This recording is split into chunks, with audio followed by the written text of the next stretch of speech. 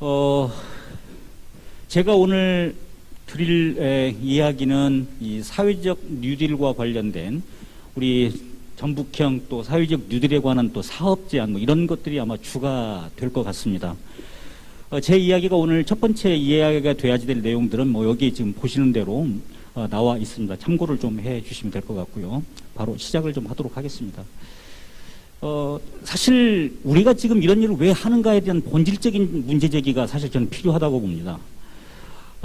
제가 지금 첫 번째로 드리는 메시지의 핵심 키워드는 바로 이 혁신적 포용국가라고 하는 개념인데요. 뭐 다 아시겠지만 지금 우리가 이 뭐 K 뉴딜, 뭐 한국판 뉴딜을 이야기하게 된 실질적인 아마도 가장 토대가 되는 것은 이 문재인 정부에 의해서 지금 추진되고 있는 혁신적 포용국가를 과연 어떻게 우리가 완성시킬 것인가에 대한 그 점과도 맥을 지금 같이 하고 있다, 이렇게 보시면 될 것 같습니다.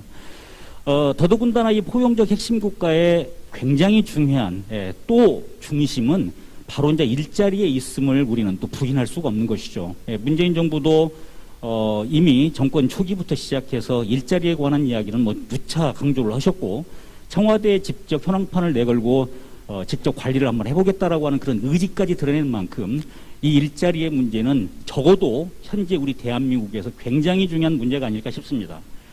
자, 그런데 문제는 과연 이러한 의지가 실질적인 결실로 지금 우리에게 돌아오고 있는가에 관한 근본적인 정말 나름대로 되돌아보기 아니면 반성을 좀 필요로 하다라고 하는 게 제 생각이고요.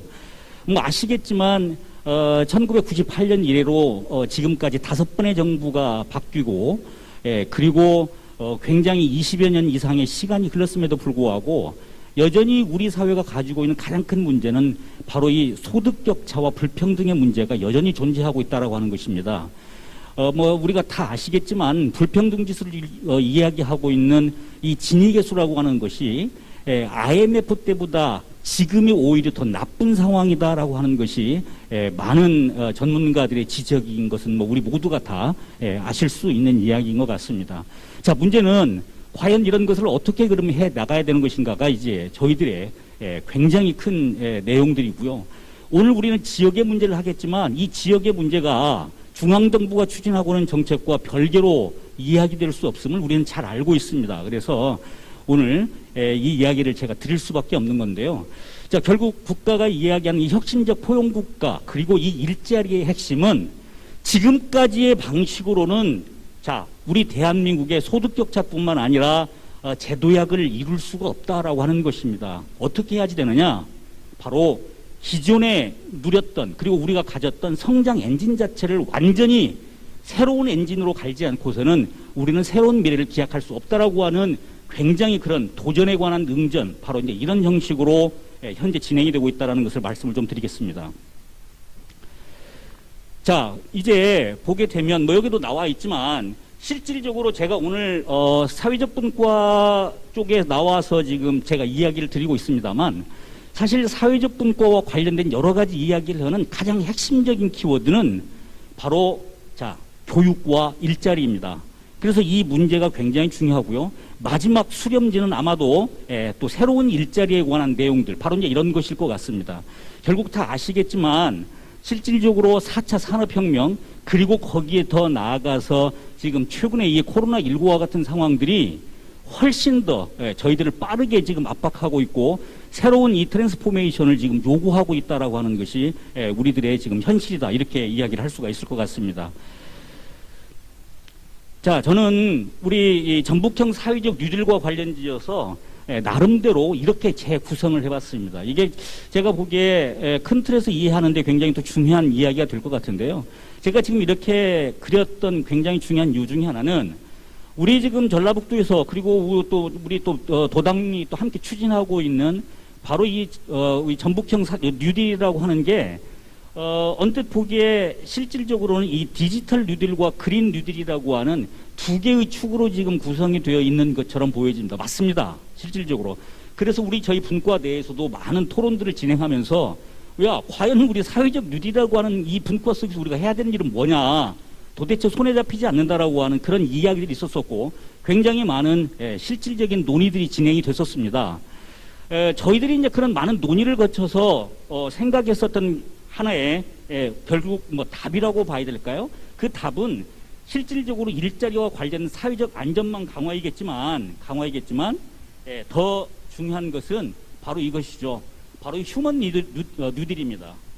실질적으로 이 휴먼 니드를 갖다가 이 뉴딜을 갖다가 우리들이 추동하는데 토대가 돼야지 된다라고 하는 것에 우리 모두가 이제 생각을 같이 했고요. 그래서 이 일자리와 사회적 안전망 강화라고 하는 이 두 가지를 갖다가 저희들이 이제 이야기를 할 수밖에 없는 상황이 됐다라고 하는 것이죠. 물론 이 재정 투자와 제도 개선이라고 하는 것은 분명히 필요합니다. 이것은 중앙정부 차원에서도 1차적으로 굉장히 중요한 사안 중에 하나이지만 우리 지역에서도 이 문제는 정말 꼼꼼하게 따져봐야 되겠죠. 이런 문제가 해결이 되지 않고서 우리들은 실질적인 전진을 기약하기가 굉장히 어렵다라고 하는 게 제 개인적인 생각입니다. 자, 저희들이 사회적 분과에서 이야기됐었던 몇 가지 내용만 좀 이야기를 하도록 하겠습니다. 일단 저희들은 크게 세 가지로 나눴습니다. 하나는 아까도 제가 말씀을 좀 드렸습니다만 일자리, 그리고 또 하나는 교육, 그리고 또 하나는 기타 분과, 기타 분야 이렇게 세 가지로 나눴는데요. 아직 실질적으로 여기서 이야기를 갖다 드릴 수 있을 정도 완성된 형태의 그런 제안들이 사실은 아직 좀 있지는 않습니다. 그래서 이 일자리와 관련된 몇 가지 일단 내용들만 오늘 좀 소개를 해드리고 여기 계신 분들에게 좀 보고를 좀 드리고자 합니다. 첫 번째 이 내용은 저희들 지금 20여 분의 위원님들 중에서 지금 제안을 하신 건데요. 보시면 아시겠지만 바로 이 청년 문제입니다. 아까도 이미 우리 그 이중희 그린 뉴딜 분과장님도 우리 전라북도의 상황을 엄중히 지금 바라보고 있었는데요. 실질적으로 이 청년들에 관한 앞으로의 과연 우리가 어떤 방식으로 그들을 갖다가 지지해주고 그리고 딛고 일어설 수 있도록 만들어주느냐가 굉장히 중요한데요. 이 문제가 실질적으로 굉장히 중요하죠. 그래서 사실 청년이라고 하는 이 사회적 계층이라고 하는 게 글쎄요, 우리가 흔히 이야기하는 사회적 약자나 소수자와 같은 그런 복지의 개념으로 사실 바라볼 필요는 없는 것이죠. 그들은 기회만 되면 얼마든지 홀로서기를 할 수 있는 그런 세대이거니와 그리고 계층입니다. 그래서 이들에 관한 그 일종의 사다리를 갖다가 놔주는 것이 굉장히 중요하다라고 하는 이야기를 분과 내에서 이야기를 했었었고요. 보시면 아시겠지만 그래서 도농 간 디지털 격차가 지금 심각하죠. 그래서 이것들을 갖다가 좀 타고 올라갈 수 있는 그런 사다리랄지 또 맞춤형 일자리와 관련 이야기, 그 다음에 또 생태계에 관련된 사다리, 이런 여러 가지 사다리를 구축하는 것이 굉장히 지금 중요하다. 결국 청년이 살아야 전라북도가 살고 대한민국이 산다라고 하는 그러한 등식을 가지고 진행을 좀 하고 있습니다. 제안 내용 여기 이제 보시면 아마도 참고가 되실 것 같고요. 이게 이제 직접적으로 제시를 했었던 그 구체적인 내용들인데요. 보시면 아시겠지만 지역에 있는 공공기관, 그리고 이제 특히 대학, 그리고 이제 지역에 있는 여러 가지 아을 기업이 됐던 영농조합법이 됐던 여러 가지 그런 다양한 그런 기업들의 층들이 서로 함께 협력하고 그리고 나름대로 이 협업 구조를 만들어내서 다양한 사다리를 통해서 장기적으로 이 지역의 청년들이 머물고 일을 할 수 있는 그런 구조를 만들어야 된다라고 하는 것이 바로 이 첫 번째 제안의 핵심입니다. 자, 두 번째도 역시 이제 청년과 관련된 내용들입니다. 아마도 많은 위원님들께서 우리 전라북도의 이 청년 문제를 좀 심각하게 봤었던 게 아닌가 싶은데요. 여기에 나와 있는 이제 청년 문제는 조금 이제 각도를 좀 달리 지금 하게 되는 건데요. 보시면 아시겠지만 청년 유입을 갖다가 이게 청년들이 빠져나가는 걸 막고 오히려 우리 쪽으로 들어올 수 있도록 하기 위해서는 실질적으로 굉장히 중요한 여러 가지 이제 그 컨소시엄, 우리 쉽게 표현을 좀 해드렸더라고요.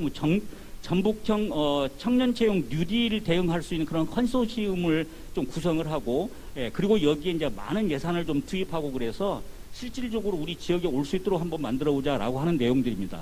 구체적인 사업에 관한 내용들은 여기 좀 나와져 있는데요.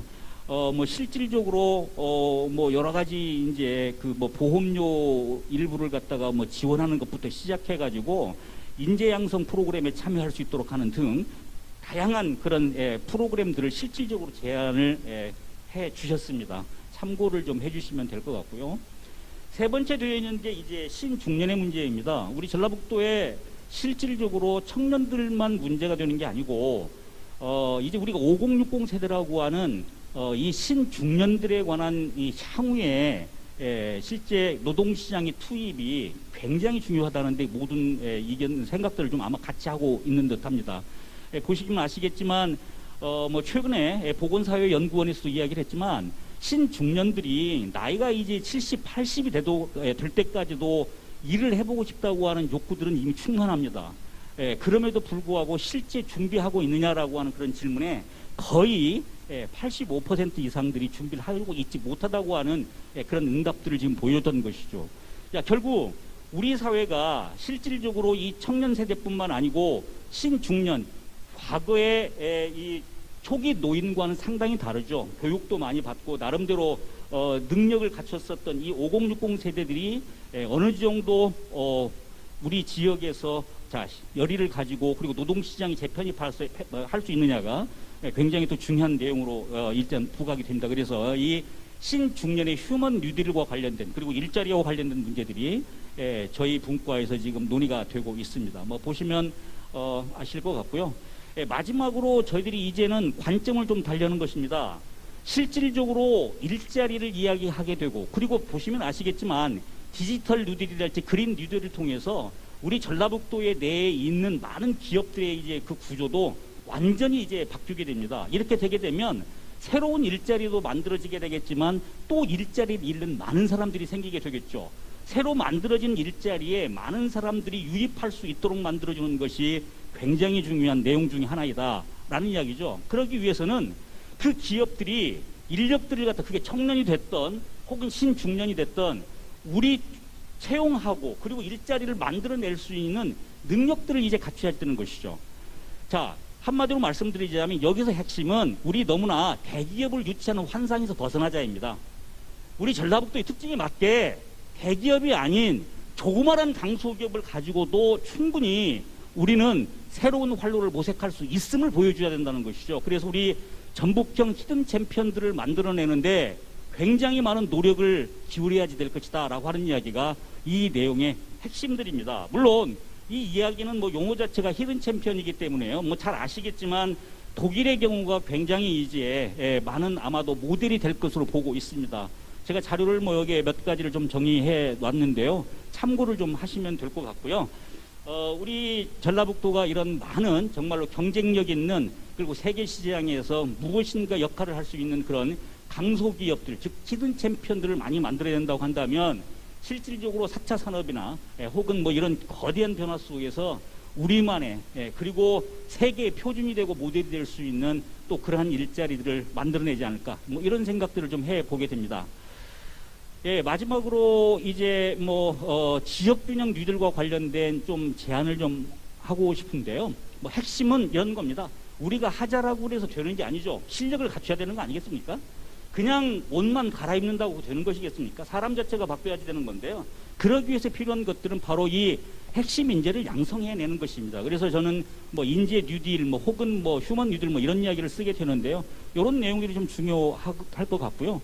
그 다음에 이제 지역 산업의 뭐 혁신 역량을 강화할 수 있는 바로 이제 이러한 우리 나름대로의 또 무엇인가를 좀 준비를 해야지 되는데 결국 단기적인 그런 일자리보다는 지속 가능한 일자리를 만들어낼 수 있는 조금은 긴 호흡을 가질 수 있는 그런 측면에서 우리가 하나씩 준비를 해 나가는 게 굉장히 필요하겠다라는 이야기로 마치도록 하겠습니다. 감사합니다.